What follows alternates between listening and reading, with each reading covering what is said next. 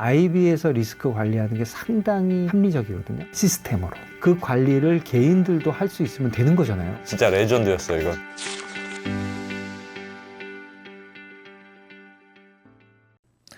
네, 자 오늘은 저 안 대표하고 김상훈 기자 네. 요 또 콤비로 함께 또 재밌게 해보겠습니다. 네. 오늘은 천문학에 대해서 배울 건데 사장님이 좋아하시는. 뭐 사실 오늘 주식시장도 많이 떨어지고 네. 맨날 계좌를 보면서 내 계좌는 왜 그러나 그런 생각할 때마다 하늘을 쳐다보는 거 아닙니까? 마음이 답답해서 하늘을 쳐다보면 야 나는 얼마나 이게 미미한 존재인가. 우주 속에 그냥 티끌과 같구나. 진짜 그렇게 생각하신다고요? 그런 생각이 조금 듭니다. 그래서 오늘 그런 책도 나왔는데 자 천문학자의 이 쓸모없음에 대해서 우주에서 나는 이렇게 먼지와 같은 존재구나. 이런 훌륭한 책도 나왔는데 그래서 오늘은 또 우주에 내가 얼마나 미물인가를 한번 배워보려고 우주먼지 세종대학교의 지웅배 교수님 모시고 오늘은 또 블랙홀에 대해서 블랙홀. 제대로 배워보겠습니다.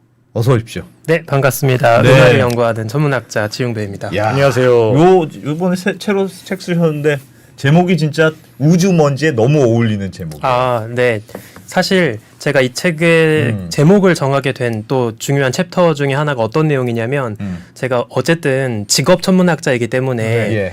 연구비가 필요하잖아요. 그렇죠. 너무 필요하죠. 그러면 해마다 연구비 제안서라는 걸 써야 합니다. 예. 이제 우리 귀중한 세금을 제가 이렇게 좀 갉아먹을 테니 부디 저한테 연구비를 좀 주세요라고 이제 제안서를 써야 되는데 그 제안서를 쓸 때마다 제일 가슴이 턱턱 막힐 때가 있었어요. 왜요? 그 제안서 항목들 보면 뭐 연구의 가치, 연구의 목적 이런 걸 쭉 설명을 하는데 그 중에 하나로 이번 연구의 경제적 효과를 묻는 질문이 있어요. 진짜 쓰기 어렵겠다. 천문학은. 그렇죠. 이제 뭐 공대 쪽에 일하는 친구들은 뭐 휘황찬란하게 쓸 수 있겠지만 예. 저같이 자연과학을 하는 더군다나 천문학을 하는 사람들은 항상 그 질문에서 이제 말문이 막히죠. 그럼 그냥 두리뭉실하게 매년 거의 토시 하나 안 틀린 똑같은 답을 할 수밖에 없는데 예. 이제 그 제안서를 쓸 때마다 한편으로는 내가 하고 있는 천문학이 진짜 쓸모가 없다는 거를 저 스스로 고백하고 있다는 느낌이 좀 들었어요. 약간 민망하다. 이거 돈으로 맞아요. 환산하려니까 살짝 민망한 건 있어. 맞아요. 난 재밌긴 되게 재밌는데. 네, 그래서 저는 자연과학 하는 사람들이 조금 이기적이라는 생각도 들었거든요. 그러니까 공학자들은 정말 그 공부를 하는 이유 자체가 남의 행복, 세상의 불편함을 줄이고 예. 사람들이 행복할 수 있게 하려는 이타적인 목적에서 출발을 하는데 예. 자연과학자 사람들은 사실 좀 이기적인 본인의 호기심 때문만 가지고 연구를 하는 거죠. 그래서 거기에서는 민망함과 쑥스러움을 좀 담아보고 싶어서 이런 책을 쓰게 되었습니다. 기분 뜻이 있네. 네. 알겠습니다. 천문학의 쓸모없음에 그래도 뭐 쓸모없진 않죠. 네. 또 이게 즐거움을 주니까. 감사합니다. 그렇죠. 네. 오늘은 그래서 그래도 사실 4등 살아가는데 큰 도움은 안 되지만 그래도 오늘은 블랙홀. 블랙홀이라는 게 대체 뭐냐. 한 번쯤은 알아봐야 되는 거 아니냐. 네. 그래서 오늘은 블랙홀에 대해서 배운다고 네, 들었습니다. 좋습니다. 사실 우리가 블랙홀이라는 키워드 자체는 요즘에 다들 익숙하실 것 같아요.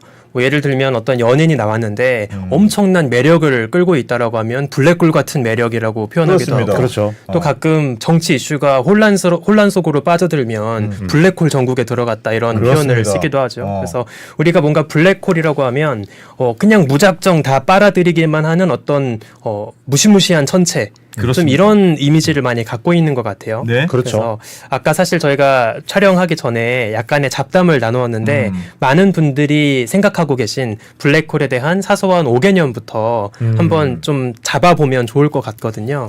그런 게 아니에요? 지금 말씀하신 게 뭐 잘못됐나요? 블랙홀은 하여튼 다 빨아들여. 네. 빛까지 빨아들여. 그래서 새까매. 네. 그래서 블랙홀이야. 딱 거기까지. 사실 되게 정확한 표현입니다. 네. 근데 이제 디테일로 들어가면 그 사소한 부분에서 약간의 과장된 오해들이 조금 들어있거든요. 그 블랙홀이 말씀하신 것처럼 중력이 너무 강해서 빛조차 빠져나가지 못하는 건 맞아요. 예. 근데 블랙홀로부터 멀리 벗어나 있으면 누구든 쉽게 벗어날 수 있습니다. 왜냐면 중력이라고 하는 건 네. 거리가 멀어지면 약해지기 때문에 그렇죠. 네. 블랙홀에 대해서도 똑같죠. 그러니까 우리가 블랙홀에서 탈출하지 못한다라고 하는 건 똑같이 블랙홀에 너무 지나치게 가까이 다가갔을 때에만 해당하는 이야기고요. 블랙홀로부터 충분히 멀리 벗어나 있다면 빛보다 한참 느려도 별로 고통스럽지 않게 그냥 탈출할 수 있는 거죠. 그럼 블랙홀이 예를 들면 여기 있으면 이게 블랙홀이면 네. 뭐 그 멀리 있으면 아무 문제가 없는데 맞아요. 가까이만 가면 쏙 빠져든다. 맞습니다. 아, 약간 폭포 그 끝에 이렇게 가는 거랑 비슷하네요. 정확합니다. 그럼 가면 푹 떨어지고 네. 멀리 있으면 좀 괜찮고. 맞습니다. 사실 방금 흘러가던 말씀하신 그 폭포 사례 예시가 예. 전 너무 정확하다고 생각을 하는 게 네. 우리가 지금은 중력이라고 하는 걸 단순히 공간을 가로지르는 어떤 신비로운 힘으로만 이야기하는 게 아니라 눈에 보이지 않는 시 공간이 매트리스처럼 이렇게 출렁출렁거리고 휘어지고 왜곡이 되고 이런 식으로 묘사를 하거든요. 예. 그러면 블랙홀이라는 것도 예를 들어서 우리가 고무 매트리스 위에다가 무거운 공을 올리면 쏙 이렇게 움푹 들어갈 텐데 그렇죠. 예. 그 움푹 들어가는 정도가 너무너무 깊어서 완전 바닥 저 아래까지 내려가 있는 거예요. 아, 그 구멍이 네. 완전 깊은 거예요. 그러면 사방에서 사실상 말씀하신 폭포가 이렇게 이어진다고 볼 수가 있는 거죠. 그래서 그 폭포에 너무 깊게 들어가지만 않으면 충분히 노를 저어서 탈출할 수 있는 거고 아. 너무 깊게 들어가면 그때부터는 이제 탈출을 그 못하는 근처 거죠. 가면 그냥 물살이 빨라지는구나. 맞습니다. 위험한 놈이네. 근처로 가면 안 된다. 그러면 어디까지 근처에 다가가면 되고 안 되느냐라고 하는 그 그렇습니다. 경계가 우리가 가끔 이야기하는 사건의 지평선. 아, 노래 가사로. 네, 맞아요. 그 노래 제목이기도 한 사건의 지평선이 딱 여기서 말하는 가장 가까이 접근할 수 있는 안전 범위 경계라고 보시면 됩니다. 지평선까지는 안전하고. 네, 그거 넘어가면 난 블랙홀로 빠져드는 거고. 네 맞습니다. 블랙홀 지옥에 빠지는 맞습니다. 거고. 사건의 지평선이 그냥 안전 라인이네. 네 맞습니다. 알겠습니다. 그러면 이 놀라운 상상 속의 존재 같은 블랙홀이라고 하는 거를 대체 인간은 언제부터 떠올리기 시작을 했을까요? 그게 뭐 떠올린 거예요? 관측한 게 아니고요? 사실 블랙홀은 방금 정확히 말씀하신 것처럼 애초에 빛을 내지 못하는 전체잖아요. 그렇죠. 예. 생각해 관측이 안 보시면 돼요. 맞아요. 천문학은 관측이 안 돼요. 우주의 빛을 담는 빛의 과학이에요. 네. 근데 블랙홀은 태생적으로 빛을 안 냅니다. 아니 그래도 그런 거 아니에요? 예를 들면 내 사진을 찍었어요. 네. 망원경으로 밤하늘을 찍었어요. 네. 근데 이렇게 막 별이 있어야 되는데 여기만 별이 없어. 네네. 새까매. 네. 아 여기 이게 블랙홀이구나. 그런 거 아닙니까? 사실 별이 안 보인다고 해서 거기에 아닌가 뭐가 숨어 있을 거라고 볼 수는 있겠지만 예. 그건 추론일 뿐이고 정확하게 거기에 뭐가 있다라는 증거라고는 볼 수 없는 거잖아요. 그냥 우연히 거기에 별이 없는 거일 수도 있기 때문에 예. 단순히 빛의 부재가 블랙홀의 존재를 입증한다고는 보긴 어려울 것 같아요. 그러면 관측 이전에 예. 이미 이론적으로 수학적으로 블랙홀이라는 게 있을 법하다라는 이야기들을 많이 하기 시작을 하거든요. 예. 그 시초가 누구냐면 잠깐 자료를 보여드리면 이제 18세기 영국의 그 물리학자 중에 사실 별로 안 유명한 사람이에요. 이 사람은 미셸? 초상화조차 찾기가 어렵습니다. 그러니까 되게 역사 속에서 별로 유명하지 않은 인물인데 이 사람이 어떤 이제 업적을 남겼냐면 존 미첼이라고 하는 사람인데 수학 통계학 이런 거를 천문학에 적용을 해서 예. 뭔가 수학적으로 우주를 연구하는 그 기법을 만든 사람이거든요. 그래서 존 미첼이 했던 되게 유명한 업적 중에 하나로 뭐가 있냐면 우주 공간에 별들이 분포하는 거를 다 지도를 그려본 거예요. 네. 그려보니까 별이 랜덤하게 그냥 흩뿌려져 있다고 보기에는 유난히 별 두 개가 좀 가까이 붙어 있는 사례가 너무 통계적으로 많은데 이걸 발견하죠. 그리고 그걸 가지고 어떤 주장을 하냐면 우주 공간에 있는 별들 중에 일부는 서로 중력에 맞붙어서 함께 짝을 이루는 별들도 있나 보다라는 주장을 해요. 예. 그러니까 사실상 중력으로 쌍을 이루고 있는 쌍성이라고 하는 체계를 처음으로 이제 이야기했던 인물이기도 하거든요. 근데 이 인물이 이제 나중에 가서 또 어떤 그 연구를 하냐면 이제 이때까지만 해도 빛을 작은 알갱이라고 생각했어요. 예. 그러니까 뉴턴이 이야기한 것처럼 램프에서 따발총처럼 작은 빛 알갱이가 두두두두두 나오고 있는 게 빛이라고 생각을 했던 거죠. 예. 그래서 빛도 어쨌든 작긴 하지만 질량은 있다. 어. 그러면 중력의 영향도 받지 않을까라고 이 사람은 생각을 한 거예요. 뭔가 당기는 게 있으면 빛도 휜다. 가다가 휜다. 떨어지거나 맞습니다. 뭐 일로 가거나 네. 그럴 수 있겠네요. 그래서 이제 어떤 입자라면. 그 계산을 하냐면 만약에 어떤 별이 있어요. 네. 근데 그 별에서 빛 알갱이가 발사되는 그 속도를 잴 수 있다면 예. 만약에 중력이 강한 별이라면 빛 알갱이가 나오다가 점점 느려지고 심지어 꼬꾸라질 수도 있겠죠. 그럴 그렇죠. 수 있겠죠. 그래서 그러면 대체 얼마나 중력이 강해야 빛이 나오지 못하고 다시 원래 별로 돌아가 버릴까 이거를 한번 계산해 본 거예요. 예. 아. 그렇게 해서 이 정도로 질량이 강하고 무겁고 중력이 세면 빛조차 탈출을 못하는 별이 가능하다라고 해서 이때는 다크스타라고 불렀어요. 네. 블랙홀이 아니라 빛이 못 빠져나가고 다시 돌아가니까 네, 관측할 수 없는 거죠. 그러니까 다크한 별이다. 맞습니다. 별은 그래서 별인데. 블랙홀이라고 부르기 전에는 원래는 그냥 암흑의 별 이런 느낌이었던 거죠. 그냥 진짜 까만색 밖에서 보기엔 까만색밖에 없겠군요. 빛이 뭘 내보내야 뭐가 보일 텐데. 맞습니다. 네, 갔다가 돌아오고 하니까 밖에서 보기에는 그냥 제일 새카맣네. 네, 맞습니다. 그럼 새카만 건 보이는 거잖아요. 아, 이게 이제 굉장히 좋은 질문인데요. 네. 예를 좀 들어서 좋은 질문 좀 해보세요. 좀. 자신감이 넘치십니다. 우리가 방에 들어가서 창문이랑 문 다 걸어 잠그고 전등을 껐다고 생각해 볼게요. 네. 그러면 그 칠흑 같은 방 안이 깜깜하게 보이죠. 예. 근데 그게 페인트로 까맣게 칠해서 검은색인 게 아니라 빛이 없기 때문에 그냥 검게 보이는 거잖아요. 그렇죠. 그러면 우리가 그 검은 걸 봤다라고 이야기할 수 있을까요? 봤다라고 얘기할 수는 없겠네요. 네, 왜냐면 본다라는 건 어떤 빛, 정보를 담고 있는 빛이 내 눈에 들어와서 반응을 해야 이제 제가 그걸 감지를 하고 본다고 인식을 하는 건데 빛조차 아예 나오지 않는 거라고 하면 물론 시각적으로는 검게 보이겠지만 그게 검은 무언가를 봤다라고는 이야기하기가 조금은 애매할 수 있죠. 애매할 수 있네요. 네. 애매할 수는 있는데 그래도 하여튼 쫙 도화지에 보면 얘는 하여튼 까만색, 옆에는 하얀색. 네. 그렇게는 보일 것 같습니다. 맞습니다. 어. 그래서 실제로 만약에 블랙홀이 어디 우주 공간에 있다.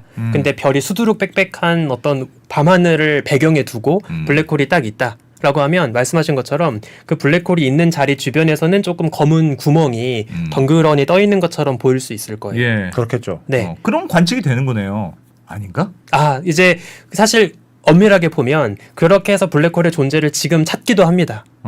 근데 이제 뭔가 구멍이 있는 부분이 있을까? 맞아요. 근데 이제 좀 나중에 가서 제가 설명을 드리겠지만 더 직접적으로 여기 진짜 확실하게 블랙홀이 있다. 심지어 여기에 있는 블랙홀이 질량이 얼마나 되고 덩치가 얼마나 된다. 이런 디테일한 정보를 알기 위해서는 보다 다른 종류의 관측이 조금 필요합니다. 예. 그래서 그거는 제가 이따가 좀 더 설명을 드리겠습니다. 네. 네. 그래서 여기 존 미첼이 얘기했던 것까지는 사실 상상입니다. 상상. 네, 관측을 했던 건 아니고. 미첼도 이거를 실제 이런 별이 있을 거라고 생각했다기보다는 그냥 단순하게 수학적으로 중력을 키우다 보면 이런 상황도 수학적으로는 가능하겠다.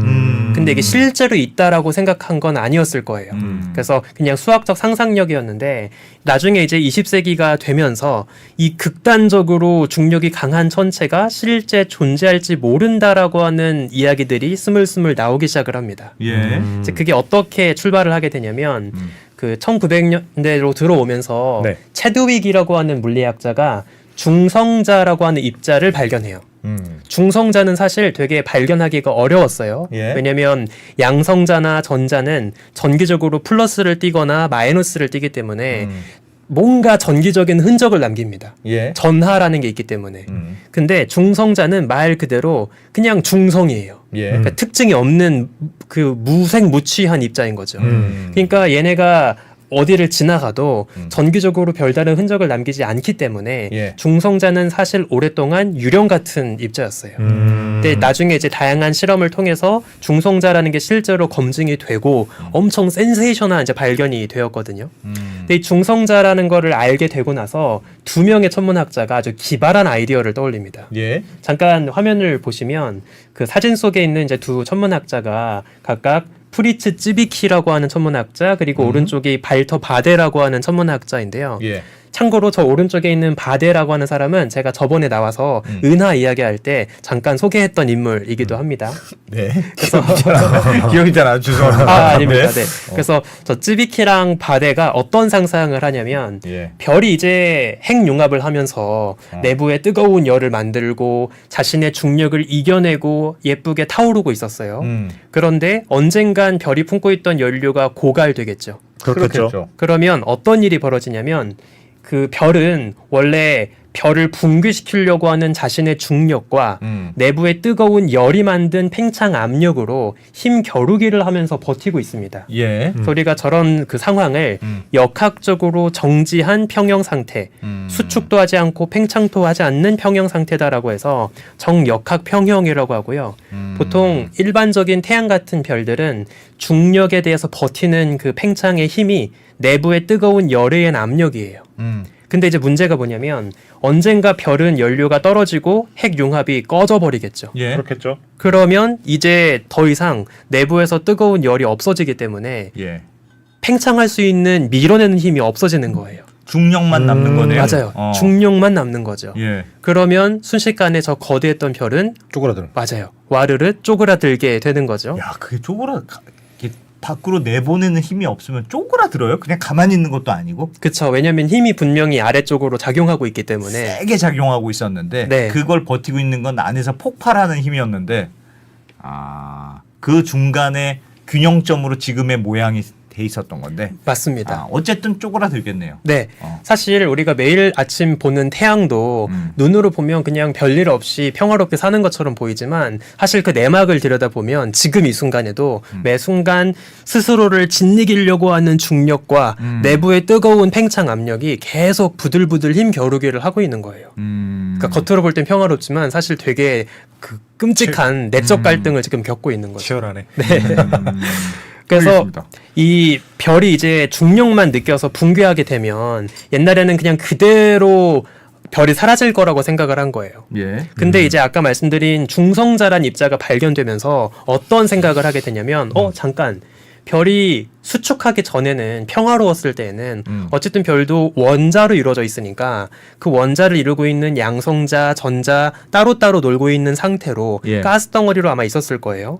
근데 갑자기 한꺼번에 중력으로 수축을 시키게 되면 그 플러스 마이너스 양성자, 전자가 따로 놀지 못하고 아예 그냥 하나의 입자로 뭉쳐버릴 수도 있겠죠. 예. 너무너무 강하게 짓눌러버리면 양성자와 전자가 그냥 뒤섞여서 네. 하나의 중성화된 입자가 만들어질 수도 있는 거예요. 근데 이제 문제가 이렇게 중성자만 모여 있게 되면 그 중성자들이 갑자기 서로 밀어내는 일종의 압력을 만들기 시작을 합니다. 예. 그러니까 이게 되게 놀라운 게 옛날에는 그냥 별이 붕괴하면 그대로 다이렉트하게 그냥 붕괴할 거라고 생각을 했는데 네. 중성자끼리 서로 밀어내는 힘이 밝혀지게 되면서 잠깐 지금 비록 핵융합은 안 하지만 내부에 압력은 없지만 수축시키다 보면 다시 중성자들끼리 서로 밀쳐내느라 다시 좀 버틸 수 있는 시기가 있겠다라는 걸 알게 되는 거죠. 더 이상 이렇게 완전히 쪼그라들지 않고 네. 그것도 한계가 있다. 맞아요. 그래서 중성자들 덩어리가 더 이상 누르다가 지들끼리 밀어내서 버티고 있는 더 이상 작아지지 않는 그 단계가 있을 것이다라고 생각을 하게 됐고 그게 중성자만으로 이루어진 별, 중성자 별이 됩니다. 아니 그 직관적으로도 그럴 것 같아요. 뭘 이렇게 예를 들면 진흙을 이렇게 해도 이만한 진흙을 손으로 누르면 작아지잖아요. 맞습니다. 작아지려고 해도 안 작아지는 순간이 있잖아요. 네. 웬만한 힘을 해도 안 작아지네. 맞습니다. 그러니까 이렇게 쑥 줄어들다가도 약간 거기에도 한도가 있는 거 아닐까. 정확합니다. 정확합니까? 네. 좀 분발하십시오. 기자님. 네. 근데 여기에서 한 발짝 더 나아가 볼 수 있어요. 예. 만약에 붕괴했던 그 별이 너무 무거웠다면 어떨까요? 붕괴했던 별이 네. 너무 무거워요? 그러니까 만약에 조금 무거웠으면 붕괴시키다가 아까 소개해드린 중성자끼리 서로 밀어내는 힘으로 조금 버틸 수 있을 거예요. 네. 예. 나 더 이상 안 작아질래 이러고 버틸 수 있겠죠. 예. 근데 진짜 엄청 무거운 별이라면 그것조차 짓눌러버리고 그냥 다 무시하고 수축시킬 수도 있는 거예요. 힘이 너무 세다면. 맞아요. 약간 어떤 느낌이냐면 우리가 이제 10,000원 지하철 탈 때 네네네. 저도 학생 때 특히 이제 괴로웠는데 음. 그 지하철 탈 때 보면 아무리 승객을 밀어넣고 싶어도 더 누를 수 없는 지경에 이르게 되죠. 그렇죠. 근데 진짜 전국에 힘 제일 센 근육 음. 질 사람들이 와가지고 그냥 막 다 눌러버리는 거예요.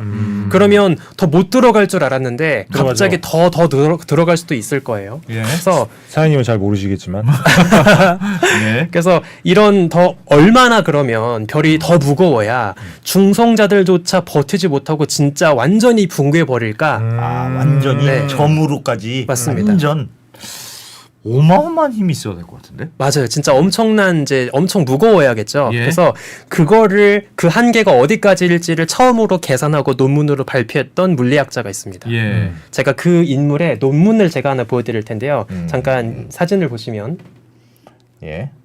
자 혹시 저기 익숙한 이름이 혹시 보이시나요? 저 논문 저자를 오펜하이머. 한번 잡으세요. 오펜하이머. 네 맞습니다. 오. 오펜하이머입니다. 그 핵폭탄 프로젝트 만들었던. 네. 바로 그 맨해튼 프로젝트를 이끌었던 예. 오펜하이머인데요. 그러니까 맞다. 오펜하이머가 핵무기 만들기 전에는 원래 지금처럼 중성자별, 블랙홀 이런 별의 최후를 연구하는 천체 물리학자였어요. 아. 근데 그 별의 최후에서 벌어지는 극단적인 상황을 무기화한 것이 이제 우리가 알고 있는 원자폭탄이 되는 거죠. 아하. 그래서 오펜하이머 때까지만 해도 예. 저 극단적으로 중력이 강한 천체를 블랙홀이라고 부르진 않았습니다. 대신 어떻게 불렀냐면 진짜 과학자처럼 불렀어요. 어떻게 불렀냐면 gravitationally completely collapsed object. 그래서 줄여서 GCCO라고 불렀고 네. 저걸 직역하면 뭐 중력적으로 완벽하게 수축한 천체 아. 이런 뜻인 거죠. 아주 정확한 용어네요. 정확한 용어. 매우 과학스러운 그냥 드라이하게 그냥 아주 중력이 강한 무언가가 있다면 빛조차 빠져나오지도 못하고 중성자끼리 미는 힘도 다 이겨내서 그냥 붕괴한 어떤 초고밀도 코딱지가 있을 것이다 라고 생각을 했던 거예요. 그러면 궁금한 거는 그 중성자끼리도 확 뭉치면 서로가 밀어내는 힘이 있기 때문에 버틴다고 말씀을 하셨는데 네. 저렇게 되면 중성자도 뭐 다르게 바뀌게 되는 겁니까? 맞습니다. 그러니까 아. 더 이상 그런 것들조차 의미가 없어질 정도로 완전히 그냥 초고밀도, 그러니까 거의 무한에 가까운 밀도로 붕괴되는 거죠. 근데 교수님 제가 이게 약간 무식한 아닙니다. 질문인데 네, 예를 들면 중력이라는 게 뭐가 이렇게 커야 되잖아요. 네, 큰 별이 중력이 크다면서요. 작은 별은 중력 별로. 모든 사물은 다 중력이 있는데 네, 저는 그냥 작으니까 중력이 별로 없고 지구는 훨씬 크고 태양은 더 크고 예를 들면 중력 때문에 작아졌어요. 네, 그럼 크기도 줄어들었잖아요. 네, 네. 그런데 더 강한 중력이 말이 될까요? 진짜 너무 좋은 질문. 중력이 없어질 거 아닙니까? 작아질수록. 감사합니다. 근데 왜 크기가 아니라 질량의 맞아요, 문제라니까요. 맞아요. 질량의 문제. 아, 진짜 사장님. 네, 그러니까 질량이 더 중요해요. 우리가 솜을 한 트럭 갖다 놔도 그 솜은 그러니까. 밀도가 작으니까 그리 무겁지 않겠죠. 그렇죠. 근데 쇠구슬을 한 주먹만 가져와도 너무 엄청나게 무겁죠. 무거울 무겁죠, 거예요. 무겁죠. 그러니까 이거는 밀도가 엄청 올라간다는 뜻인 거죠. 그러니까 그 부피를 이야기하는 게 아니라 그 같은 부피 안에 얼마나 촘촘하게 그 입자가 채워져 있느냐, 그 질량 밀도를 이야기한다고 보시면 좋습니다. 저도 하는 걸 모르십니까? 작아져도 밀도는 그대로니까 질량은 그대로니까 네, 맞습니다. 중력은 여전히 같은 힘을 준다. 네, 맞습니다. 아니 죄송합니다. 네. 그래서 우리가 가끔 그 아이들 보는 이제 과학책 같은 거 보면 좀 예. 재미있는 비유를 할 때가 있는데 예. 태양 같은 일반적인 별하고 비교했을 때 뭐 중성자별 아니면 블랙홀 같은 애들이 얼마나 밀도가 무거운지를 이야기하는 그런 비유가 있어요. 네. 예. 그래서 예를 들어서 중성자별에 가서 그 중성자별을 티스푼으로 네. 한 숟가락 퍼올리는 거예요. 그럼 그 한 숟가락의 질량이 얼마냐라고 이야기할 때 뭐 중성자별 같은 경우에는 수천만 톤 예. 한 스푼의 질량이 수천만 톤에 수천만 이른다라고도 이야기를 하고요. 와. 블랙홀 정도로 가면 이제 진짜 수억 톤까지 올라갈 수 있다라고 이야기를 합니다. 와. 크기가 문제가 아니구나. 네, 맞습니다. 네. 자, 그래서 여기까지는 이제 과학자들이 이야기했던 예. 그 중력적으로 수축한 천체라는 상상이었어요. 그러면 대체 이제 언제부터 이 입에 착 붙는 블랙홀이라는 매력적인 이름이 붙은 거냐? 이제 요 얘기를 잠깐 해보고 싶은데요. 사실 다양한 썰이 있습니다. 블랙홀이라는 이름이 붙게 되었다고 주장하는 여러 썰들이 있는데 저는 그나마 객관적인 기록이 남아있는 요 썰을 조금 지지하거든요. 이제 1900년 한 70년대쯤에 예. 로버트 디케라고 하는 물리학자가 한 그 강연장에서 네. 이제 블랙홀 이 방금 소개드린 GCCO 네. 이 천체에 대한 개념을 이제 강연을 하고 있었어요. 예. 근데 그 자리에서 약간 대중들에게 이해를 돕겠다는 빌미로 뭐랑 비교를 하냐면 자 아까 제가 말씀드린 게 블랙홀은 밀도가 아주 극단적으로 높은 천체라고 했죠. 예. 그래서 실제 역사 속에서 밀도가 너무 높아서 벌어진 좀 끔찍한 이야기를 하나 인용을 합니다. 그래서 1756년에 잠깐 그림 보시면 저게 뭐냐면 당시 그 영국이 네. 인도를 침공을 해서 예. 이제 벵골 지역에서 전투가 벌어지거든요. 근데 그때 인도에서 영국 군인들을 이제 포로로 잡아요. 네. 그리고 정말 비좁은 거의 1평도 안 되는 좁은 방 안에 수십 명의 영국 군인들을 이제 감옥에다 가둬놓습니다. 근데 너무나 또 인도 지역이 덥고 하다 보니까 이제 그 좁은 방 안에 갇혀있던 영국 군인들이 다 이제 사망하는 이제 그런 좀 나중에 가서 전쟁 범죄라고 평가받게 된 진짜 그런 그렇겠다. 사고가 있었는데 네. 그때 당시에 저 영국 군인들을 가두었던 저 감옥의 이름이 캘커타의 블랙홀이에요. 와. 네, 그래서 블랙홀은 원래 감옥을 뜻하는 표현이었습니다.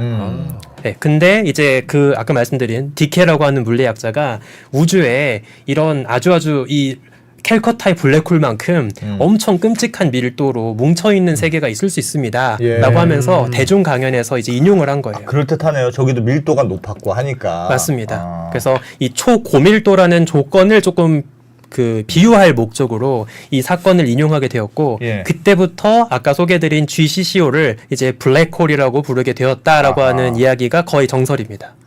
그래서 블랙홀이다. 네. 그러면 저거는 블랙홀은 비유적인 표현이고. 네. 그래도 뭐 비교적 정확한 것 같은데요? 홀이 아니라는 거예요? 그럼? 사실 우리가 이제 잠깐 생각해 보면 2차원에서는 구멍이라는 걸 쉽게 생각할 수 있죠. 2차원에서는 그냥 종이가 있으면 네. 그 종이에 이렇게 구멍 뚫으면 그대로 동그란 이제 구멍이 형성되면 그게 구멍, 홀이다라고 이야기를 할 수 있어요. 예. 그러면 2차원에서의 구멍이 원이라면 우리 우주 공간은 실제 3차원 그 공간이니까 네. 공간에서는 구멍이 어떻게 차원이 업그레이드 될까 생각해 보시면 공모양 아닐까? 공모양. 맞아요. 평면에서는 원이었으니까 예. 그 원을 입체화시키면 구가 되겠죠. 예. 그렇죠. 그래서 그 입체 우주 공간 안에 구의 형태로 뚫려 있는 구멍을 우리가 이제 블랙홀이라고 부를 수도 있습니다. 그러네. 형태는 이렇게 돼 있겠네. 네, 맞습니다. 그래서 홀은 아니고. 네. 생각해보면 홀은 공백이잖아요. 네, 근데 맞아요. 블랙홀은 질량과 그게 있는 거니까. 네. 그러니까 공백은 아니죠. 그래서 아까 제가 처음에 인용했던 그 매트리스 이야기를 잠깐 떠올려 보시면 네. 너무너무 질량이 무거워서 그 매트리스를 진짜 침대를 뚫고 지나갈 정도로 완전 파고든 거예요. 그러면 그 끝은 정말 무한하게 쭉 깊게 있을 것이기 때문에 사실상 시공간에 뚫린 구멍이다라고도 볼 수는 있겠죠. 예. 네. 그래서 이제 그런 맥락에서도 블랙홀이라고 부르는 게 그렇게 나쁜 표현은 아니라고 생각은 합니다. 완전히 틀린 것 같진 않아요. 그러니까 네. 말씀하셨던 대로 아주 정확하냐 그건 조금 애매하지만 네. 대충 비슷한 것 같습니다. 블랙홀도. 네, 맞습니다. 그래서 이 블랙홀이라고 하는 거를 이제 이런 식으로 천문학자들이 이제 별이 죽으면서 이런 극단적으로 붕괴한 애들이 아마 빛조차 내지 못하는 블랙홀로서 있지 않을까라고 예. 생각을 했던 거예요. 근데 이제 방금 제가 흘러가듯 말한 것처럼 많은 사람들이 별이 죽어서 블랙홀이 된다. 요 정도는 이제 꽤 알고 계십니다. 네. 근데 여기에서 많이 하고 있는 오해가 하나 있어요. 별이 죽을 때 보통 빵 초신성이 터진다라고도 이야기하잖아요. 예. 제가 처음에 나와서 소개했던 그 연구에서 했던 초신성처럼. 근데 사실 초신성이 터지면 블랙홀은 안 만들어져요. 그래요? 네. 이게 왜냐면 초신성이 터지는 건 어떻게 터지는 거냐면 별이 이제 핵융합이 끝나고 중심이 붕괴합니다. 예. 그러면 갑자기 중심부의 밀도가 엄청나게 높아져요. 예. 그 순간 별 중심부에 모여있던 중성미자라고 하는 정말 관통력이 좋은 유령 입자들이 순식간에 사방으로 빵 방출됩니다. 그 에너지가 이 초신성 터질 때의 에너지의 99%를 차지하거든요. 예. 그래서 무언가를 밀어내고 나오는 것이 폭발이기 때문에 네. 블랙홀은 만들 수가 없어요. 아 그러네요. 근데 블랙홀은 폭발조차 못할 정도로 짓눌러야 블랙홀이 그냥 나오는 거예요. 이렇게 되고 마는 거네 그냥. 맞습니다. 이렇게. 그래서 폭발을 했다라고 어. 하면 맥시멈 중성자별까지만 만드는 거고요. 음. 폭발도 못할 정도로 중력이 강해야 블랙홀이 만들어지는 겁니다. 더 질량이 커야, 맞습니다. 더 밀도가 높아야 블랙홀이 된다. 네, 맞습니다. 아무나 되는 게 아니네요. 그렇죠. 그러니까 블랙홀이라고 하는 건 어. 진짜 무시무시한 애들이에요. 그 좁은 부피 안에 엄청나게 높은 밀도로 물질이 짓이겨져 있는 진짜 초고밀도 덩어리여야만 예. 이제 블랙홀이 가능한 거죠. 어허. 질량이 얼마나 커야 그렇게 블랙홀이 되는 겁니까? 아, 사실 이게 뭐 몇천 톤? 맞아요. 그러니까 단순하게 그 덩어리의 질량이 얼마나 무겁냐라고만은 이야기하기가 어려워요. 대신 밀도를 가지고 이야기할 수는 있겠죠. 그러니까 예를 들어서 사이즈가 충분히 큰 별이면 질량이 엄청 무거워야지 이제 블랙홀이 가능한 거고 사이즈가 지구밖에 안 되는 정말 작은 덩어리다라고 하면은 뭐 그냥 기껏 해봤자 뭐 태양 질량이 한 수십 배만 돼도 충분히 블랙홀은 형성이 가능한 거죠. 야, 그러면은 원래 블랙홀이라고 하면 이게 뭔가 빈 공간이 있고 거기에 쏙 빠져드는 건 줄 알았는데 그게 아니고 구가 있는데 진짜 단단하고 막 질량이 많아요. 그러면 지나가다 김상훈 기자가 블랙홀 근처로 갔어. 네. 그럼 얘랑 그냥 하나 그 찌부가 돼가지고 그냥 하나가 돼버리는 거네요. 맞습니다. 사실상. 네, 맞습니다. 그러면 어디로 쑥 들어가는 게 아니고. 블랙홀은 질량이 계속 커지는 건가요? 사실 그렇다고 보고 있어요. 그러니까 블랙홀은 뭐 사실 질량을 잃어버릴 수 있는 메커니즘이 나중에 가서 이제 여러 가설로 있기는 하지만 아직은 이렇게 유력해 보진 않고요. 블랙홀은 계속해서 물질을 집어삼키고 있을 것이기 때문에 야, 뭐야. 끝도 없이 살찌고 있는 중이죠. 그러면 영화에서 나오는 블랙홀로 갔더니 다른 우주로 갔어. 네. 그거 완전 이상한 거네요. 사실 완전 이상한. 그냥 찌부가 된 거지. 근처로 가면 그냥 찌부돼서 그냥 블랙홀이랑 일체가 되는 거지. 맞습니다. 그러니까 블랙홀의 먹잇감이 될 텐데 뭐 그 인터스텔라 영화 나오는 것처럼 그렇죠. 안에 네. 들어가면 네. 이제 시공간을 넘어서 네. 나의 딸과 이렇게 한다는 안다고 이해가 뭐, 잘 안 되는 것 같고. 뭐 온갖 거 다 안다면서요. 블랙홀로 갔더니 뭐가 네. 어쨌어. 네네.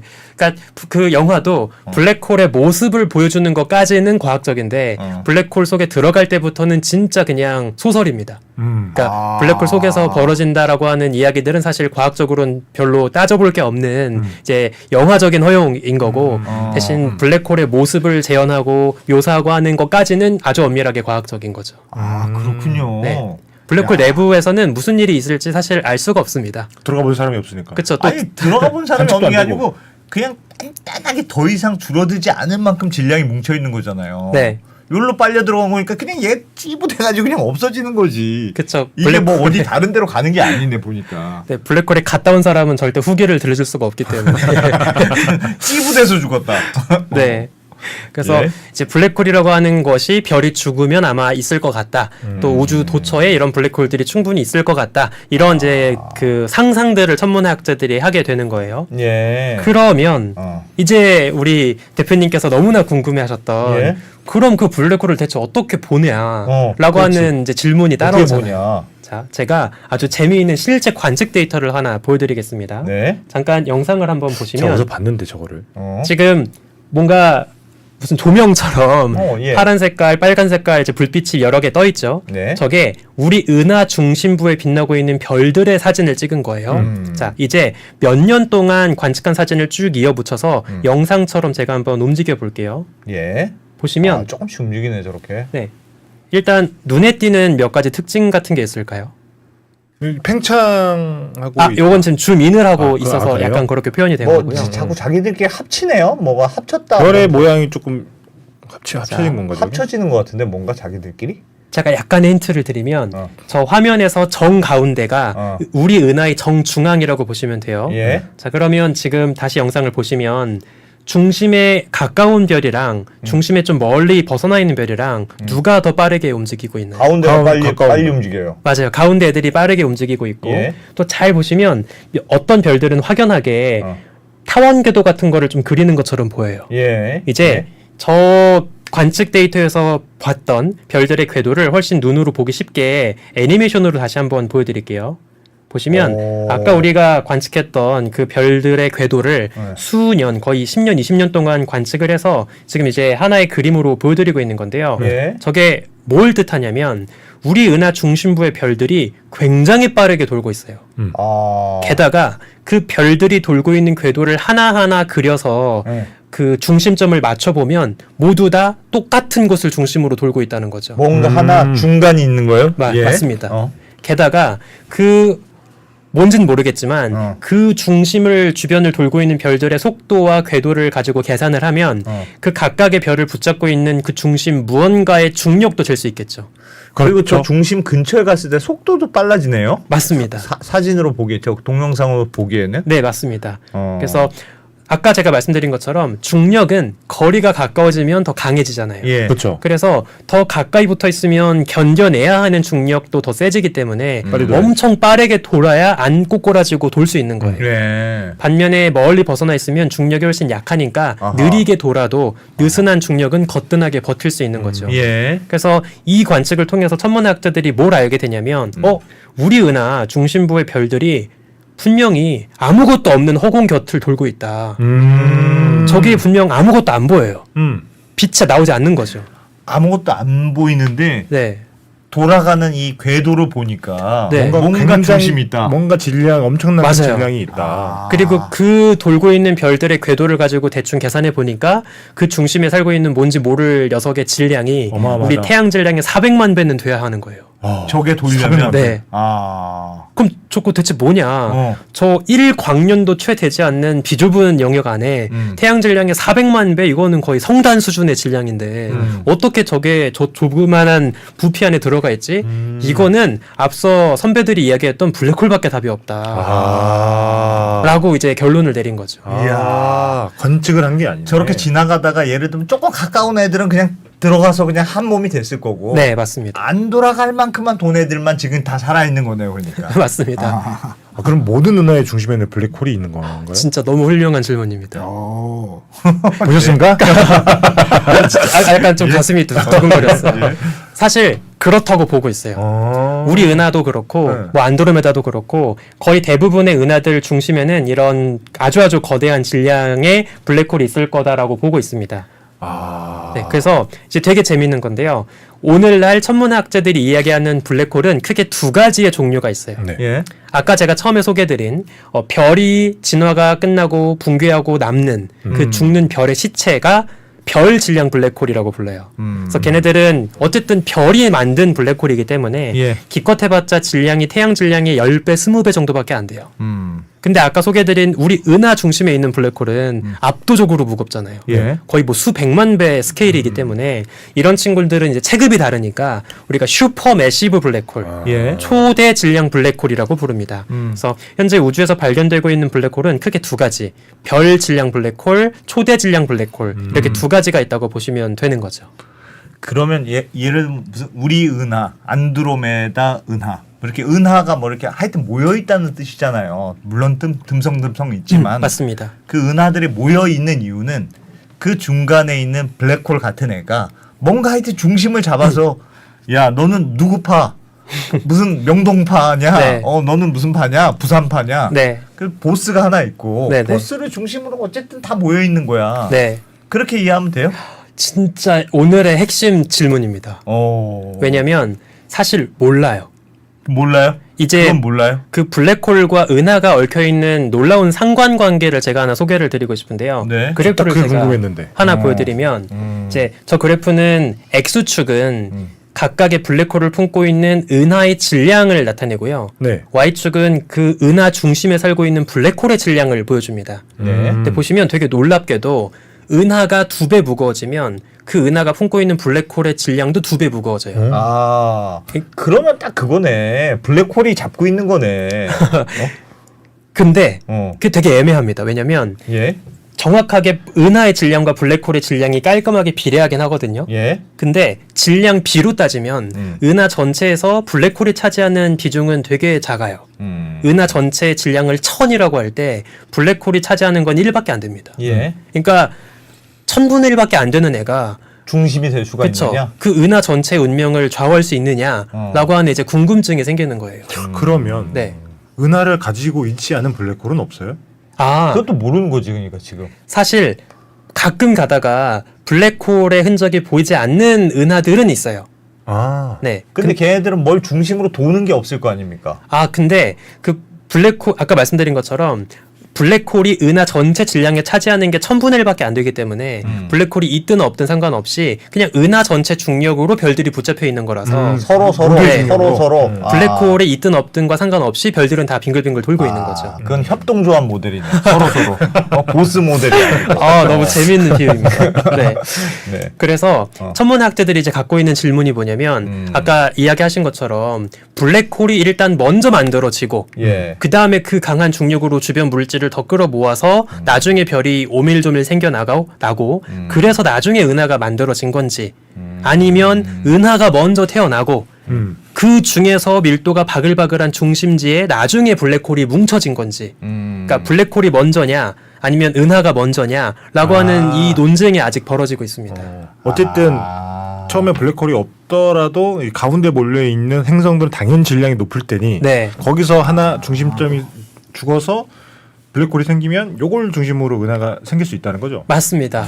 근데 이렇게 말씀하셨듯이 협동조합처럼 서로 당기는 힘으로 어쨌든 군집을 이루고 있어. 네. 그게 은하를 형성해. 네. 그것도 가능하면 그렇게 좀 듬성듬성 모여 있는 애들도 있고 하필 블랙홀이 있으면 좀 그걸 중심으로 자꾸 돌 거고. 네네. 그렇게 열심히 도는 애들이 있고. 네. 뭐 둘 다 가능할 것 같습니다. 사실 천문학자들이 개인적으로 좀 선호하는 평화주의자적인 해석이에요, 이게. 해석이죠. 그러니까 꼭 우주가 하나의 메커니즘으로만 있을까 이런 은하도 있고 저런 은하도 있고 뭐 서로 다 보스가 있으면 있지 열심히 않을까. 돌고 네네. 보스가 없으면 느슨하게 좀 있고. 네. 아니 근데 그렇더라도 이제 그 협동조합 모델 은하가 있다고 하더라도 어느 순간에는 별이 죽을 거 아니겠습니까? 맞습니다. 그 가운데 있는 애들이 또 질량이 높을 테고 얘가 죽어서 블랙홀이 또 생기겠죠.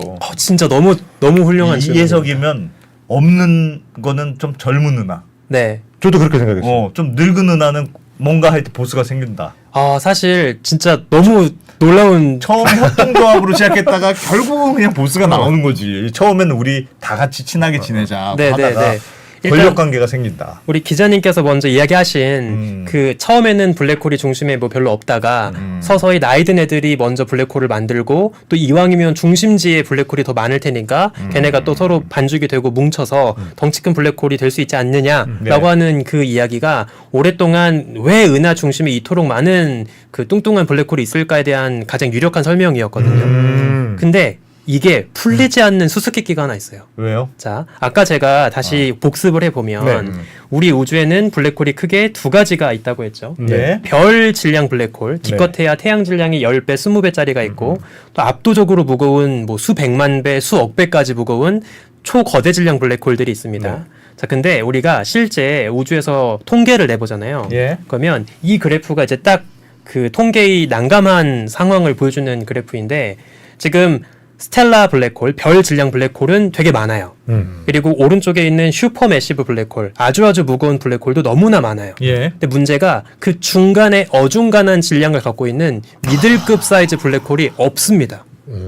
도무지 찾아도 안 나와요. 근데 이게 그러니까 저렇게 작아졌다가 커져야 되는 건데. 그쵸. 저기서부터 시작해서 이제 절로 가야 되는 건데. 맞습니다. 그럼 중간 이거는 저건 되게 신기하다. 인간의 진화와 비슷하네. 침팬지에서 사람으로 왔는데 도대체 중간이 발견이 안 돼. 그쵸. 약간 미싱 링크 같은 느낌인 거죠. 그래서 아까 말씀하신 것처럼 오랫동안 당연히 별 질량 블랙홀끼리 합체해서 중간 질량 블랙홀 잠깐 거쳤다가 또 걔네끼리 합체해서 대왕 블랙홀 되는 거 아니야? 라고 생각을 했는데 그렇다면 당연히 중간 성장 과정에 있는 저 인터미디에이트, 중간 질량 블랙홀도 있어야 될 거 아니에요? 예. 그렇죠. 근데 우주를 아무리 찾아봐도 없어. 후보들은 몇 개 최근에 나오긴 하는데 그래도 너무 부족해요. 그래서 이거에 대한 가설이 크게 두 가지가 있습니다. 예. 일단 첫 번째, 성장하는 건 맞는데 성장하는 속도가 너무 빠르다. 저도 그 생각해요. 너무 빨라서 저렇게 다는 데는 순식간에 그냥 작아진다. 네, 근데 네. 예를 들면 성장한 속도가 너무 빠르면 그 성장을 멈추지 않아야 되는데 저거는 멈춘다는 느낌인 거잖아요. 맞습니다. 이해가 안 돼. 왜냐면 빨아들일수록 질량은 훨씬 커지기 때문에 빨아들이면 질량이 더 커지니까 더 빨아들여야죠. 그러니까 가속도가 붙는 거지. 점점점 확. 그쵸. 근데 말씀하신 게 어떤 질문인지는 이해가 돼요. 그러니까 속도가 빨라지기 시작했으면 정말 기하급수적으로 계속 중력이 더 강해질 테니까. 그렇죠. 그러면 이렇게 중간이 있어야 네, 되는 거죠. 네. 아. 근데 또 잘 생각해 보시면 그것도 사실 일리가 있지만 은하가 갖고 있는 사이즈에도 한계가 있고 거기에 집어삼킬 수 있는 재료에도 한계가 있을 거 아니에요. 그러면 어느 정도 이제 그 중심지가 다 이제 청소가 되면 이제 그 이상으로는 이제 폭풍 성장을 하지 못하는 그런 약간 쇠퇴기도 겪을 수도 있겠죠. 다 먹을 수 있는 건 아닌데. 저게 설명이 안 되면 저기에서 저기로 갔다는 게 살짝 애매한. 그 가설이 애매하네요. 맞습니다. 그래서 또 다른 가설은 아예 별 질량 블랙홀과 초대 질량 블랙홀을 똑같은 블랙홀이지만 기원이 다른 걸로 보는 가설도 있어요. 두 개가 그냥 네. 종이 달라. 맞아요. 아. 약간 친척 관계일 뿐인 거지. 예. 저 별 질량 블랙홀이 그대로 그 초대 질량 블랙홀이 되는 건 아니다. 사실 아까 대표님이 잠깐 인용하신 그 침팬지가 어떻게 인간이 되냐라고 하는 것도 사실 많은 사람들이 진화에 대해서 약간 잘못 알고 있는 그 개념이 조금 반영되어 있거든요. 예. 사실 우리가 진화로는 우리 인간과 침팬지 이전에 공통 조상이 있었고 그로부터 갈라진 친척 관계가 침팬지와 인간이다라고 이야기를 하는 거잖아요. 예. 그래서 지금 있는 침팬지가 시간이 지나서 인간이 되는 게 아니듯이 저 별 질량 블랙홀과 초대 질량 블랙홀도 과거의 블랙홀의 씨앗에 해당하는 원시 블랙홀이라는 공통 조상이 있었고 걔네가 이제 다르게 진화해서 각기 다른 종이 되었다. 이렇게 보려고 하는 시도도 있는 거죠. 두 개가 그래서 얘가 되는 게 아니고. 네, 네, 맞습니다. 다른 이렇게 슈퍼 매시브가 될 애들은 슈퍼 매시브가 된 거고. 네, 스텔라가 될 애들은 스텔라가 되고. 맞습니다. 그래서 아직도 풀리지 않는 누가 먼저냐, 은하가 먼저냐, 블랙홀이 먼저냐라고 해서 이 이슈를 천문학에서는 닭과 계란 문제라고 부릅니다. 그렇겠네. 네. 그러네. 네, 그래서 치킨이 먼저냐, 에그가 먼저냐라고 하는 거랑 비슷하다고 해서 이거는 잘 모르겠는데 그게 더 그럴듯해. 네. 그런 거군요, 지금은. 사실 근데 여기에 대해서 최근 들어서 제임스의 무주망원경이 아주 놀라운 그 발견들을 해내고 있어요. 예. 그러니까 제임스의 무주망원경의 가장 중요한 건 빅뱅 직후 10억 년도 채 되지 않았을 때 아주 어렸을 때 우주를 보는 거라서 그러면 만약에 우주가 1억 살, 2억 살밖에 안 됐을 때를 본다면 블랙홀 없이 은하가 먼저 빚어지고 있는지 아니면 별 없이 블랙홀 먼저 빚어지고 있는지를 보면 둘 중에 누가 먼저인지를 좀 더 들여다볼 수 있잖아요. 예. 그렇죠. 근데 실제로 우리가 관측을 해보니까 아직 별은 별로 없어요. 그러니까 별의 질량은 우리 은하 질량에 비해서 거의 뭐 3,000분의 1밖에 안 되는 아주 작은 애들인데 예. 그 안에 이미 우리 은하만한 커다란 블랙홀을 품고 있는 애들이 있어요. 그러면 사이즈가 블랙홀은 이미 일찍이 컸고 그 주변에 별과 가스가 별로 없는 걸 보면 블랙홀이 먼저인가 봐라는 쪽으로 요즘 조금 이제 추세가 가고 있죠. 다 먹어서 그렇게 된 건 아닐까요? 그렇게 보이진 않습니다. 왜냐하면 그 별이 생성되는 효율도 우리가 아직 관측으로 잴 수가 있는데 엄청 폭발적으로 별이 태어나고 있는 은하들이기 때문에 그냥 다 집어삼켰다고 보이진 않아요. 와, 진짜 희한한 현상이 일어나고 있네. 그래서 초기 우주를 이제 드디어 관측을 하게 되면서 끝나지 않을 것 같았던 이 은하와 블랙홀, 닭과 계란 문제도 조금씩 이제 결론이 나지 않을까라고 이제 다들 기대를 많이 하고 있습니다. 요거는 살짝 다른 질문인데 네. 왜 영화에 보면 네. 영화가 약간 좀 이상한 것 같아서 네. 왜 영화에 인터스텔라에도 보면 뭐 그러잖아요. 블랙홀 근처에 무슨 별에 갔더니 네. 여기서는 1시간이 뭐 몇 년이야. 네. 그 나왔더니 딸이 막 할머니 돼 있고. 네네. 시간이 블랙홀에 가면서 시간도 느려진다. 네, 맞습니다. 뭐 그렇다면서요. 네, 맞습니다. 그거는 맞아요? 네, 정확합니다. 그건 원래 그렇다. 네, 그거는 뭐 블랙홀뿐만 아니라 태양 정도만 가도 시간이 지연되는 건 다 벌어집니다. 네, 그래서 만약에 정밀한 원자 시계를 가지고 인공위성 같은 걸 조정한다고 하면 네. 이미 지구 중력만 해도 다 보정해서 쓰고 있거든요. 네, 그래요. 우리도 이미 그 인공위성 가지고 GPS 쓰고 하고 있잖아요. 네. 그때마다 우리는 다 상대성 이론 효과 보정해서 시간 동계화해가지고 지금 다 쓰고 있는 겁니다. 뭔가 매우 큰 질량 네. 옆에는 네, 맞습니다. 중력이 너무 세고 네. 시간도 중력에 빨려 들어간다. 그렇죠. 시간이 이제 지연된다라고 볼 수 있는 거죠. 시간이라는 게 근데 뭐가 존재하는 게 아니잖아요. 근데 그럴 수 있어요. 시간이라는 게 무슨 입자가 있는 것도 아니고. 네. 시간이 왜 빨려 들어갈까요? 이제 그게 아주 중요한 아인슈타인의 핵심 발견인데요. 이전까지만 해도 시간과 공간은 서로 무관한, 그러니까 공간은 그냥 따로 무대로 있고 시간은 또 공간과 무관하게 째깍째깍 흘러가는 별개의 물리량이라고 생각을 한 거예요. 예. 근데 아인슈타인의 상대성 이론에 따르면 공간과 시간도 하나로 얽혀 있기 때문에 시공간, 스페이스 타임이라고 이제 부르는 거고 공간에서 이득을 보면 그만큼 시간은 손해를 보고 시간에서 이득을 보면 공간은 또 손해를 보고 이렇게 서로 얽혀 있다는 걸 이제 이야기를 하게 된 거죠. 시간도 예를 들면 그런 거겠죠. 예를 들면 제가 이해하는 시간이라고 하는 개념은 입자가 움직이는 뭐 간격? 근데 질량이 크면 얘가 천천히 움직이지 않겠습니까? 사실 왜 그러면 시간이 변하냐 이게 핵심인데요. 놀랍게도 우주에서 변치 않는 건 딱 하나밖에 없기 때문이에요.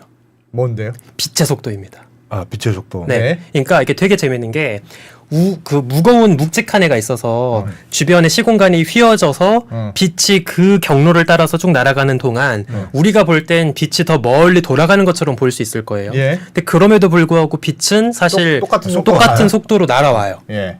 그게 말이 되려면 사실은 시간이 다르게 흘러야만 말이 되는 거예요.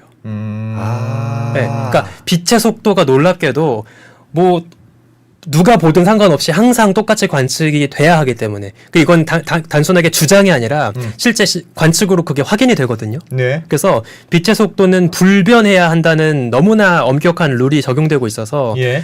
심지어 시간이 차라리 다르게 흘러갈지언정 빛은 일정합니다. 요렇게 가는 게 직선으로 가는 게 원래 더 빨라야 되는데 네. 걸어서 가는 것보다. 네, 맞습니다. 이게 같다는 거잖아요. 네, 맞습니다. 그러려면 시간이 바뀌어야 된다. 네. 그러면 아, 되게 과학은 너무 어렵다. 뚱뚱한 사람이나 뭔가 큰 질량이 큰 거 옆에 내가 가면 네. 거기선 시간이 조금 천천히 흐르는 거예요? 이상한 생각이신 거예요. 근데 왜 이쪽으로 오십니까? 조금이라도 천천히 그렇죠. 흐른다. 만약에 내가 더 살이 쪄서 엄밀하게 1g이라도 질량이 조금 늘어났다라고 하면 그 사람은 주변의 시 공간을 조금은 더 느리게 흘러가게 하는 좀 더 지루한 사람이 됐다라고 표현할 수는 있겠죠. 그렇구나. 제가 항상 그래서 농담으로 제 학생들한테 하는 이야기가 하나 있습니다. 예? 이제 항상 시험 기간만 되면 1분 1초라도 시간을 더 이득을 봐서 시험 공부를 하려고 별 짓들을 다 하거든요. 예, 학생들이. 그렇겠죠. 그래서 당신이 만약에 벼락치기를 하는데 시간의 이득을 보고 싶다. 남들보다는 좀 더 시간이 느리게 흘러가는 세계에서 공부를 하고 싶다라고 하면은 높은 건물에 가지 말고 1층에 있는 카페에서 공부해라. 그래야 지구 표면에 훨씬 가까우니까 중력에 영향을 네. 많이 받으니까 수 나노초라도 공부할 수 있는 시간이 좀 더 빌딩에 가면 큰일이네. 그렇죠. 높은 곳에 가면 이제 시험 공부에 더 손해를 보는 거죠. 네. 그거 진짜 조심해야 되겠네. 네, 맞습니다. 알겠습니다. 그래서 아파트도 1층이 좋다. 1층이 되면 저속노화가 된다. 1층이 살잖아요. 네. 예? 네, 다시 스튜디오도 또 내려가야 하지 않을까. 그럼 28초. 네. 예? 그래서 방금 우리가 이야기했던 이 블랙홀처럼 중력이 강한 곳 주변에서는 빛의 경로조차 휘어진다라고 하는 게 바로 그래서 우리가 왜 영화나 그런 SF 소설에서 블랙홀을 그렇게 묘사하는지를 드디어 이제 이해할 수 있게 되는 거거든요. 예. 제가 하나 좀 재미있는 그림을 하나 갖고 왔는데요. 네. 잠깐 그림을 보시면 자, 블랙홀은 아까 말씀드린 것처럼 점입니다. 근데 워낙에 중력이 강하다 보니까 주변에 별이나 가스 구름이 있으면 그걸 막 집어삼키면서 그 잔해들이 납작한 원반으로 이제 빙글빙글 돌기 시작을 합니다. 예. 근데 만약에 블랙홀 주변에 시 공간이 휘어지고 빛의 경로가 휘어지고 하는 일이 벌어지지 않는다면 우리는 지금 딱 저 그림처럼 그냥 블랙홀 주변에 뭔가 토성 고리처럼 그냥 납작한 고리가 있나 보다라고 하고 보고 말 거예요. 예. 제가 설명을 좀 도와드리려고 베이글을 아래에서 사왔거든요. 그래서 잠깐 보시면 이렇게 베이글처럼 이제 그냥 납작한 원반 하나가 블랙홀 주변에 이렇게 돌고 있는 거를 보게 될 거예요. 예. 자, 그런데 다시 그림을 한번 보시면 저 블랙홀에서 무슨 일이 벌어지느냐? 앞쪽을 지나가는 원반은 뭐 별 문제 없는데 뒤를 지나가는 원반에서 이제 이상한 일이 벌어집니다. 예를 들면 무슨 원래라면 예. 그 빛이 뒤쪽으로 날아갔어야 돼요. 근데 너무 블랙홀의 중력이 강하다 보니까 빛의 경로가 거의 뒤집어지다시피 꺾여버려서 뒤로 날아가던 빛이 우리 시선 쪽으로 날아옵니다. 너무 중심으로 따라 당기는 힘이 강하니까 맞습니다. 원래는 뒤로 이렇게 돌아가야 되는데 네. 다시 돌아와요. 맞아요. 그래서 그 뒤통수의 빛이 우리한테 보이기 시작을 하는 거예요.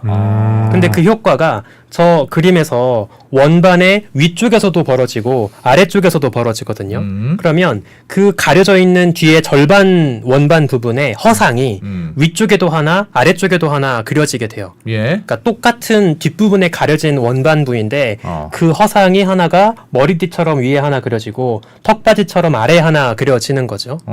요거를 제가 다시 베이글을 가지고 설명을 도와드리면 예. 자 여기 지금 베이글이 빙글빙글 돌고 있는데 네. 이 텅 비어 있는 구멍에 이제 블랙홀이 있는 거예요. 네. 우리가 이렇게 이제 보고 있는 거죠. 만약에 중력이 빛을 꺾지 않는다면 그냥 이렇게 보일 거예요. 그냥 그대로. 맞습니다. 근데 이 뒤에 있는 원반의 빛이 이렇게 날아가다가 우리 다시 시선 돌아와요. 쪽으로 돌아와요. 예. 그럼 이쪽에 빛의 일부가 허상이 되어서 이렇게 보이는 거죠. 돌아오면서 네. 그대로 오는 것도 아니고 좀 꺾여서 오는군요. 그러니까. 맞습니다. 마찬가지로 아래쪽에서도 똑같은 일이 벌어지니까 이렇게 벌어지는 거예요. 십자로 보이는군요. 맞습니다. 십자로. 예. 이렇게 이제 블랙홀이 보이게 되는 거죠. 예. 자, 이 블랙홀을 잘 보시면 정확하게 영화 인터스텔라 나왔던 요 블랙홀 이미지가 떠오르실 겁니다. 저렇게 그래서 저렇게 보인다고? 보이는 거예요? 네, 맞습니다. 그러니까 저 영화 장면에서 한 가운데 텅 비어 있는 검은 구멍 속에 이제 블랙홀이 진짜로 숨어 있는 거고, 예. 그 우리가 실질적으로 보는 건 블랙홀이 아니라 그 주변에 이제 원반의 빛을 보는 거죠. 근데 주변에서 워낙에 극단적으로 중력이 휘어져 있다 보니까 앞을 지나가는 원반은 뭐 그대로 보이지만 뒤에 있는 원반의 일부가 하나는 위로 일그러지고 하나는 아래로 일그러지고 그래서 저런 이상한 모습이 이제 만들어지게 되는 거예요. 빛은 근데 저 블랙홀로 그냥 다 빨려 들어가진 않고 네. 주변을 저렇게 돌고 있는 건 왜 그래요? 아, 다 빨려 들어갈 것 같은데. 너무 좋은 질문이신데요. 폭포라 그랬잖아요. 폭포 앞인 거죠. 맞아요. 폭포가 거의 저기가 지평선이에요? 맞습니다. 저 안에 있는 까만색으로 보이는 건 다 안으로 빨려 들어간 애들이고. 네, 저 까만 동그라미가 지평선의 경계입니다. 그것보다는 바깥에 이제 있는 물가이기 때문에 거기에서는 물체가 빠르게 돌지언정 빨려 들어가진 빨려 않는 들어가진 거죠. 않고. 네. 제가 지평선이구나. 그래서 제가 하나 좀 재미있는 그림을 보여드리고 싶은데 예. 저는 이 생각 때문에 우리가 항상 보는 저 블랙홀의 이미지를 볼 때마다 어떤 생각이 드냐면 우린 지금 블랙홀의 앞통수를 보고 있고요. 블랙홀의 옆통수 심지어 뒤통수를 하나의 화면에서 함께 보고 있어요. 피카소네, 피카소. 맞아요. 그래서 저는 큐비즘. 저게 중력이 그린 시공간의 큐비즘이라고 생각을 했어요. 그러네요. 교수님 멋있다. 피카소가 여기서 그냥 영감을 얻었구나. 근데 실제로 피카소가 활동하던 그때가 예. 아인슈타인이 한창 상대성 이론을 발표하고 있던 무렵이었거든요. 그래서 직간접적으로 영향을 받았다는 게 중론입니다. 그래요. 그래서 세상에. 과학의 그 발견이 또 이제 한 아티스트에게 영감을 주었던 재미있는 사례일 수 있겠죠. 야, 요거 어디 가서 아는 척하기 진짜 좋겠다. 요거. 딱 외워뒀다가. 그래서 네. 우리가 이제 최근에 2019년도 이후로 예. 지구 전역에 깔려있는 다양한 망원경으로 이런 베이글 같이 생긴 이 블랙홀의 그림자를 이제 실제로 관측을 하기에 이릅니다. 예. 그래서 처음에는 M87이라고 하는 다른 은하 중심에 살고 있는 아주 무거운 블랙홀을 먼저 관측을 했고 예. 나중에 시간이 지나서 이제 우리 은하 블랙홀도 비슷하게 관측을 하게 되거든요. 근데 저 그림을 보면 저게 왜 블랙홀이지? 싶은 생각이 드시는 분들도 많아요. 예. 블랙홀이 대체 어디 있다는 건가? 블랙홀 내부가 진짜 저런 모습일까? 이런 궁금증을 많이 가지시는데 아까 소개해드렸던 그 극단적인 빛의 휘어짐이 만든 잔상입니다. 잔상만 남는 거구나. 맞습니다. 그래서 좀 도움을 드리기 위해서 제가 영상을 하나 준비했는데요. 예. 지금 블랙홀 주변에 수많은 빛들이 저렇게 날아다니고 있어요. 예. 근데 그 중에 일부가 이제 블랙홀 가까이를 지나가면서 우연히 우리 시선 방향 쪽으로 저렇게 일제히 날아가는 애들이 생기겠죠.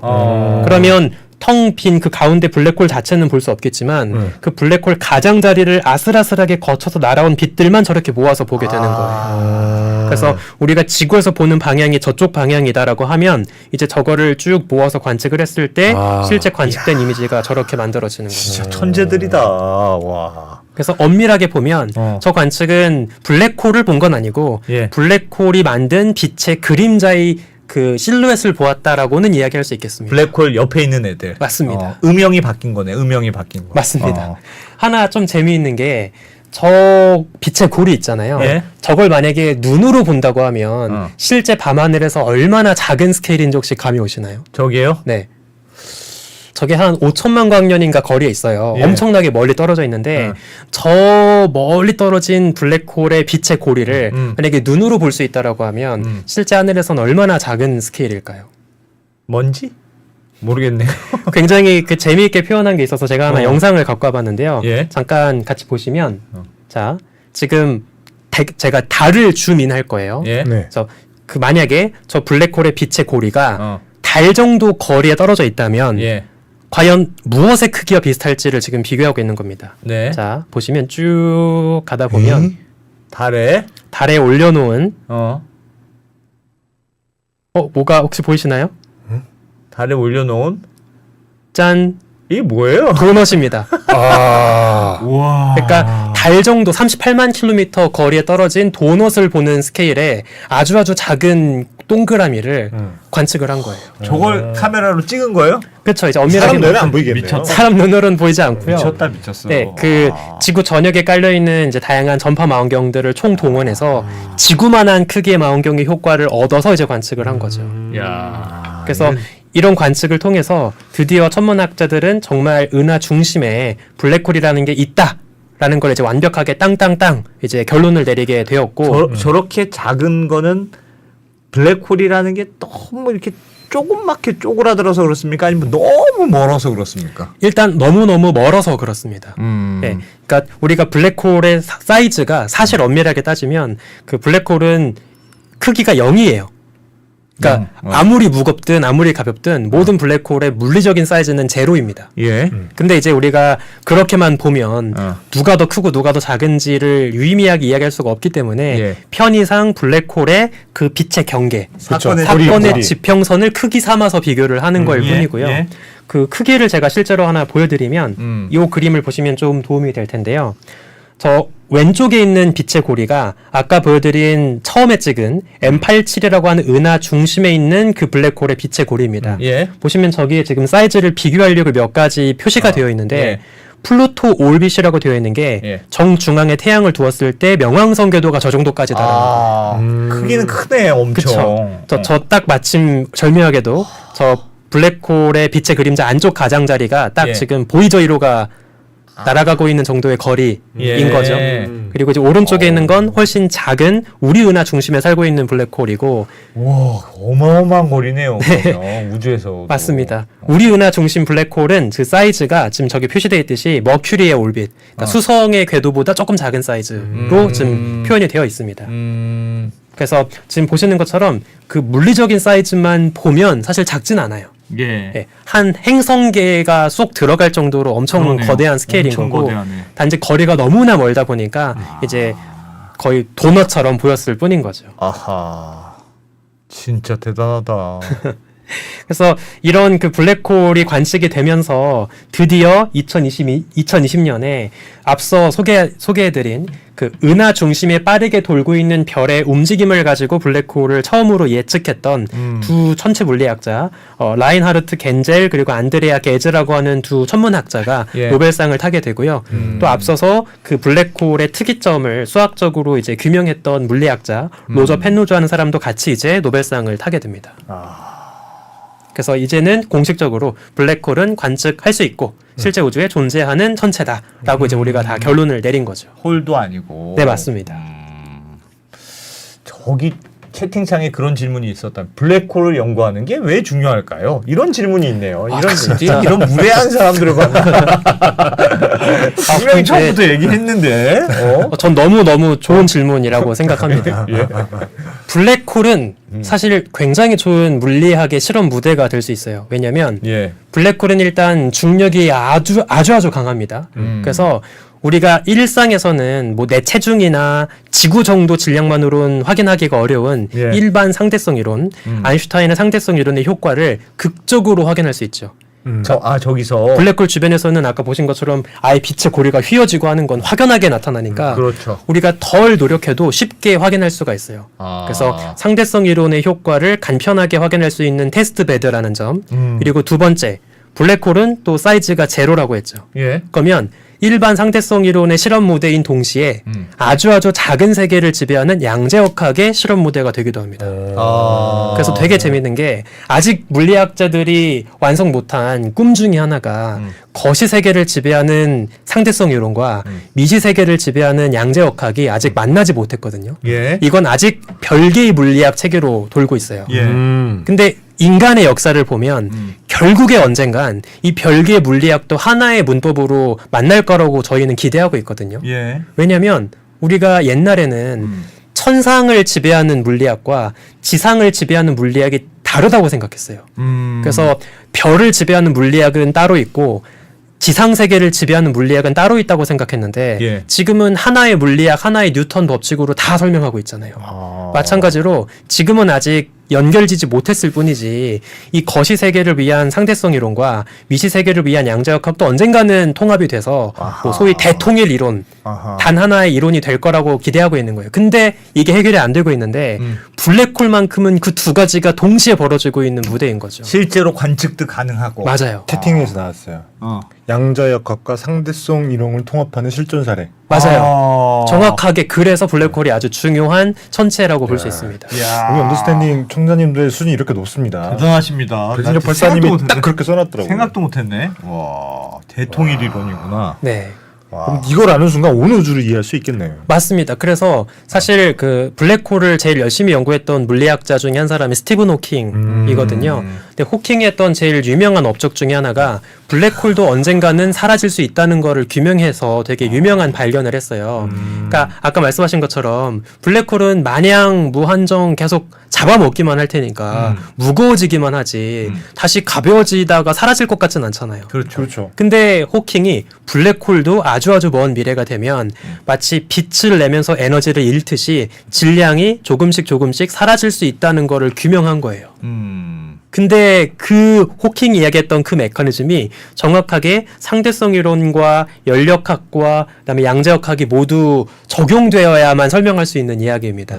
그래서 이해할 수 있는 영역은 아니군요. 네, 딱 들어도 이해가 안 가. 어떻게 그렇게 가능하다는 거지? 딱 들어도. 이제 약간 간단하게만 설명을 드리면 예. 우리가 양자역학 세계에서는 아무것도 없는 것처럼 보이는 텅 빈 진공 상태도 사실은 아무것도 없지 않다라고 이야기를 합니다. 네. 그래서 예. 플러스의 에너지를 갖고 있는 입자가 있고 마이너스의 에너지를 갖고 있는 입자가 있는데 얘네가 서로 쌍으로 생겼다가 사라졌다가 생겼다가 사라졌다가 하면서 겉보기에는 진공이지만 사실은 찰나의 순간 동안 수많은 입자가 생기고 사라지고를 반복하고 있다라고 이야기를 해요. 예. 근데 블랙홀이 만약에 어딘가 떡하니 있으면 그 우주 진공 상태에서 플러스 마이너스 입자가 생겼다가 다시 만나서 사라지려고 하기 전에 둘 중에 하나를 먹어버릴 수가 있겠죠. 그럼 예. 짝꿍을 잃어버린 이 입자는 네. 다시 소멸하지 못하고 그냥 그대로 블랙홀 주변에서 방출되어 버린다는 거예요. 너무 불쌍하다 걔는. 짝이는 그냥 맞아요. 완전 처녀 귀신이네. 그쵸. 근데 그게 이제 겉으로 보기에는 마치 블랙홀이 무언가 빛 입자를 바깥으로 방출하는 것처럼 관측될 수가 있다는 거죠. 그게 바로 블랙홀이 에너지를 잃을 수 있는 메커니즘이다라는 거예요. 그래서 이게 사실 어떤 질문에서 출발한 거냐면 블랙홀도 온도를 잴 수 있을까? 이 질문이었어요. 근데 우리가 온도라는 건 열이 있어야 되잖아요. 그렇죠. 뭐 에너지가 있어야지. 맞아요. 되죠. 열이 있다는 건 팽창하는 거예요. 빛을 방출하고 있다는 거예요. 네. 미지근한 만큼 자신의 그 에너지를 빛으로 발산해야 그게 온도라는 걸 정의할 수 있는데 예. 아까 말씀드린 것처럼 블랙홀은 빛을 못 내잖아요. 예. 그래서 원래는 전통적으로 블랙홀의 온도는 완벽한 제로다라고 생각했어요. 근데 스티븐 호킹은 꼭 그렇지 않다. 블랙홀도 입자 빛을 방출할 수 있다. 그거를 재면 블랙홀의 온도라는 거를 정의할 수 있다. 라고 이제 규명을 한 거고. 미세하게나마 맞습니다. 다 빨려 들어가지 않는다는 뜻이네요. 맞습니다. 뭔가. 네. 아무리 블랙홀이라도 네. 솟아날 구멍이 있다. 맞습니다. 그래서 그런 식으로 스물스물 증발하듯이 블랙홀이 야금야금 사라지고 있고 당장은 아니지만 아주 억겁의 시간이 지나면 언젠가 블랙홀도 소멸할 것이다. 이런 이야기를 했던 거죠. 지금 우리 우주, 우리 네. 은하에도 블랙홀이 있습니까? 그럼 되게 많죠. 되게 많아요. 네. 글로 막 조금씩 빨려 들어가니까 그 지평선 너머로 궁금해서 근처로 갔다가 쇽 빨려 들어가고 쇽 빨려 들어가고 하고 있는 애들이 네. 점점점 많아지면 네. 만약에 우리 은하에서 먼 아주 오래된 미래 지구도 조금씩 빨려가다가 쏙 빨려 들어갈 수도 있습니까? 사실 블랙홀이라고 굳이 얘기하지 않고 한번 태양이라고 생각해 볼게요. 예. 태양 주변에 지구가 빙글빙글 돌고 있어요. 네. 태양이 뭐 터지거나 하지 않고 평생 그냥 같은 질량을 유지하고 있다고 만약에 생각을 해보면 예. 태양 주변에 지구가 시간이 오래 지나면 태양 쪽으로 빨려 들어갈까요?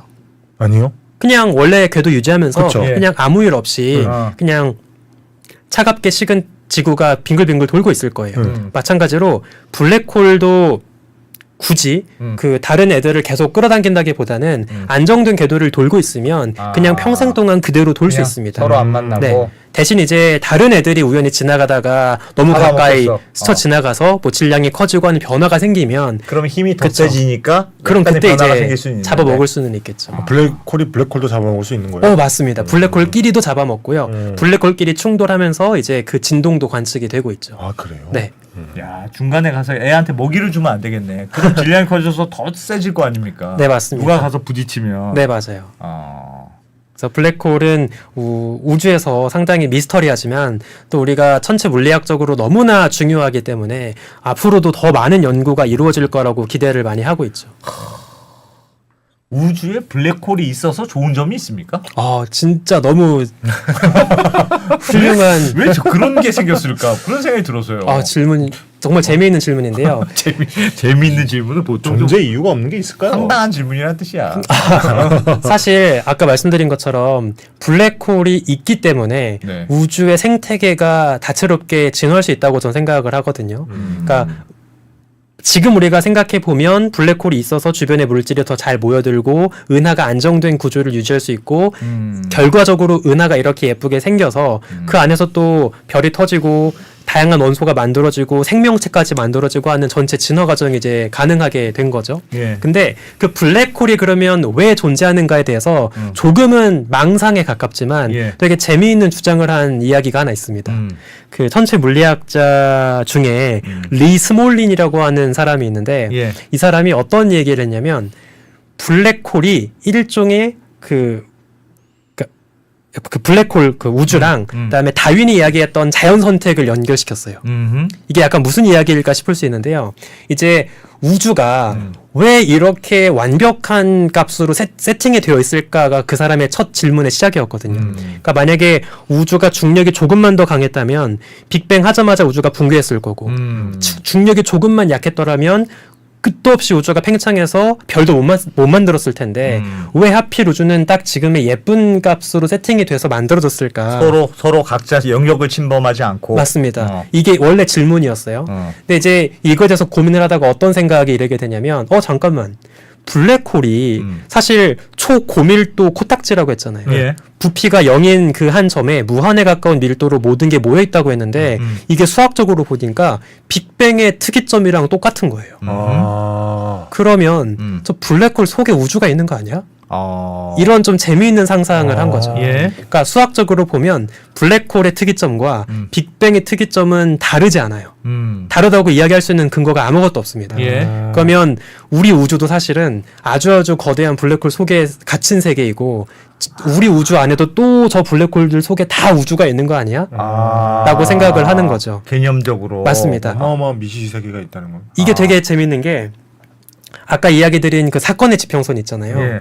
그게 어떤 주어진 질량 덩어리에 이제 그 질량이 나오면 중력이 딱 나오니까 그 중력이 그 빛이 그 중력을 벗어나기 위해서 필요한 최소한의 거리가 얼마인지로 딱 나오는 값이거든요. 예. 그러면 우리가 이제 우주를 관측해 놨기 때문에 우주의 사이즈도 알고 있고 그다음에 우주의 질량도 알고 있어요. 네. 그러면 우리가 관측할 수 있는 우주 전체 질량을 반영해서 그 우주의 사건의 지평선 크기가 얼마인지를 한번 계산해 볼 수 있겠죠. 그렇죠.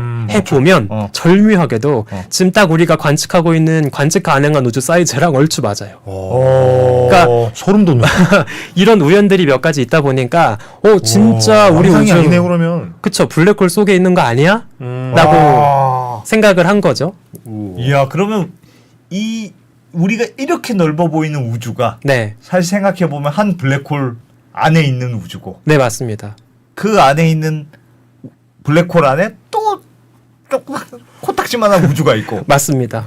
근데 이제 여기서 이제 리스몰린이 어떻게 해서 그러면 이 블랙홀 우주론에다가 다윈의 자연 선택이라고 하는 생물학적인 개념을 집어넣게 되냐면 이제 어떤 우주가 있어요. 네. 그 우주 속에서 무수하게 많은 블랙홀들이 만들어지고 그 블랙홀 속에서 이제 또 개별의 우주가 만들어진다고 보는 거죠. 예. 근데 그 과정에서 정확하게 부모 우주와 똑같은 우주가 만들어지는 건 아니고 약간씩 돌연변이가 있는 것처럼 조금씩 상수가 어긋난 약간씩 다른 세팅 값으로 우주가 만들어진다고 본 거예요.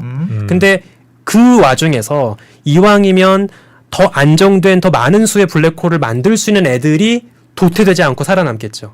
그렇지 못한 애들은 블랙홀을 많이 못 만들 테니까 결국엔 자손을 많이 못 남기고 그런 세팅값의 우주는 사라지게 될 거예요. 하지만 안정된 아주 많은 수의 블랙홀을 남길 수 있는 세팅값의 우주가 있다면 예. 걔네들은 계속 더 많은 자손의 자손을 남기고 더 많은 우주를 만들 수가 있을 거라고 본 거죠. 예. 그래서 블랙홀 안에 우주가 있다면. 맞아요. 그래서 그 더 많은 블랙홀을 만든다라고 하는 게 진화합이라는 거예요. 그래서 더 많은 블랙홀을 만들 수 있는 우주만 살아남고 블랙홀을 많이 만들지 못하는 상황이 되어버린 우주는 그렇지 못해서 이제 일찍이 도태되고 그래서 우주가 계속 이렇게 블랙홀을 더 많이 만드는 쪽으로 일종의 진화하고 있다. 이렇게 표현을 한 거죠. 이야. 우리는 그 블랙홀로 빛이 통과돼서 보지도 못하니까. 네, 맞습니다. 사실은 그 안에 뭐가 있는지 전혀 모른다. 네, 맞아요. 사실 우리 우주의 관측 가능한 크기라는 것도 우주의 나이 동안 빛이 퍼질 수 있는 제한선이기 때문에 우린 그 바깥을 볼 수 없잖아요. 그렇죠. 볼 수가 없죠. 마찬가지로 이것도 그래서 관측 가능한 우주의 사건의 지평선이라고 불러요. 근데 우리가 우주는 팽창한다고 배웠잖아요. 네, 맞습니다. 우주는 팽창하잖아요. 네. 그러면 만약에 그게 사건의 지평선이라면 사건의 지평선이 팽창하고 있다는 뜻인데 네. 그게 말이 돼요? 블랙홀이 무거워지는 걸 수 있는 거죠. 아, 무거워지면 네. 점점 더 커지면. 가져오는 거니까 네. 모든 게 풀리는데 그러면? 그래서 도대체 왜 늘어나는 거야? 이해가 안 갔는데. 일부 천문학자들은 이제 막 암흑 에너지 이런 것들도 블랙홀과 연관 있지 않을까라고 해서 막 연구하는 사람들도 있습니다. 와. 대통합 이론이네. 사장님, 우리 왜 이렇게 열심히 살아야 됩니까? 이 광대무변한 우주에서 우리가 그냥 굳이 먼지도 안 되는구나. 먼지도 안 돼. 그렇죠. 그래서 약간 블랙홀 우주론을 보면 위로도 끝없이 아래로도 끝없이 이어지는 마트리오시카 같은 그런 느낌의 우주가 좀 떠오르죠. 근데 이게 공부하시다 보면 조금 허무해지실 것 같다는 생각이 들기도 해요. 어지러지하다 네, 진짜. 왜냐면 사실 인간이라고 하는 게 나의 존재를 느끼면서 살아가는 건데 이렇게 내가 미물이었어? 네. 라고 하면 뭔가 허무해질 것 같은 생각이 들기도 세요. 하는데 철학자의 쓸모없음에 관하여 쓸모가 없대잖아 지금. 야, 진짜 야. 미물이구나 우리는. 자, 티끌도 안 되는 미물. 근데 약간 이런 상상하면 너무 재미있지 않아요? 약간, 재밌어요. 네. 재밌고 살짝 무섭기도 하고. 아, 그래요? 네. 사실 저 어렸을 때 그런 상상을 되게 많이 하긴 했어요. 과학적인 상상이라기보다는 그냥 정말 작은 입자 안에 나랑 똑같이 살면서 사는 정말 미세계 조그마한 애들이 있지 않을까. 꿈에도 되게 많이 나오고 그랬었거든요. 예, 영화에서도 가끔 나오고 네. 그런 건데, 실제로 그렇게 되는 거 아니냐? 그것도 이론이네요. 네, 맞습니다. 그럴 것 같아. 그래서 아직은 물론 검증하고 반박하는 게 건 불가능하니까 없지만, 좋은 과학이라고는 볼 수 없겠지만 뭐 언젠가 시대가 발전돼서 검증 가능한 대상에 올라오게 된다면 이제 블랙홀 우주론조차 맞다 틀리다 이런 거를 이제 열심히 싸울 수 있는 그런 과학이 될 수도 있겠죠. 재밌긴 한데 그 우리가 지금 배운 이론으로는 하여튼 뭐든지 빨려 들어가서 사실상 찌부가 되는 셈이라 네. 그 안에 뭐가 있다고 생각하기는 그 안에 다시 우주가 있다고 생각하는 건 조금 원자도- 문학적 생각 아닐까? 원자도 원자 핵 안에 뭐 엄청나게 많은 것들이 있잖아요. 이게 이제 수학적인 유사성이 갖고 있는 아주 강한 힘이라고 생각을 하는데요. 아까 말씀드린 것처럼 방정식으로만 보면 빅뱅의 특이점이나 그다음에 블랙홀의 특이점이나 진짜 차이가 하나도 없어요. 그러니까 그거를 기술하는 방식이 완벽하게 똑같기 때문에 그러면 그 수학적 유사성이 이렇게 존재하고 있다는 건 정말 얘네가 본질적으로 같다는 뜻이 아닐까. 이런 상상력으로 나아가게 되는 거죠. 하는 거다. 네. 알겠습니다. 여기서 더 배웠다가는 우리가 머리가 터져버릴 것 같은. 오늘은 블랙홀에 대해서 블랙홀에 대해서 우리가 잘 모르는 게 많았네요. 생각보다. 그렇죠. 생각보다 뭐 아는 게 하나도 없었다는 느낌도 들고 블랙홀이 되게 유용한 학문이구나. 그 자신 있게 연구 그 쓰셔도 될 것 같습니다. 블랙홀의 연구가 이렇게 중요한 거다. 네. 연구비 팍팍 줘라. 네. 평가하시는 분들이 딱 대표님 같은 분들이라면 너무 좋겠습니다. 알겠습니다. 오늘도 너무 재밌네. 우주먼지 지웅배 교수님께 블랙홀에 대해서 자세히 배워봤습니다. 또 나와주세요. 고맙습니다. 또 오겠습니다. 감사합니다. 감사합니다.